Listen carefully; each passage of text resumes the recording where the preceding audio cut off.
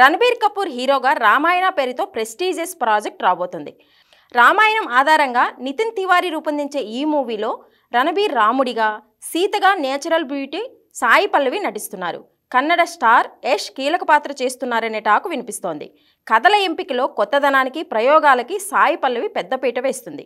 పల్లవి ఓ సినిమాని ఒప్పుకుందంటే అందులో ఏదో కొత్తదనం ఉందని ప్రేక్షకులు భావిస్తారు. దక్షిణాదిలో తనకంటూ ప్రత్యేకమైన ఇమేజ్ని సృష్టించుకున్న ఈ బ్యూటీ రామాయణం చిత్రం ద్వారా బాలీవుడ్లోకి ఎంట్రీ ఇస్తోంది. ముంబైలో వేసిన భారీ అయోధ్య సెట్లో త్వరలో షూటింగ్ను మొదలు పెట్టబోతున్నారు. జూలై నెలలో ఈ సినిమా సెట్స్లోకి సాయి పల్లవి అడుగు పెట్టబోతోందని సమాచారం. ఈ సినిమాతో పాటు బాలీవుడ్లో అమీర్ ఖాన్ తనయుడితో కలిసి ఓ సినిమా చేస్తోంది సాయి పల్లవి. అయితే రామాయణం కోసం సాయి పల్లవి కళ్ళు చెదిరే రెమ్యునరేషన్ తీసుకుంటుందనే విషయం ఇప్పుడు హాట్ టాపిక్గా మారింది.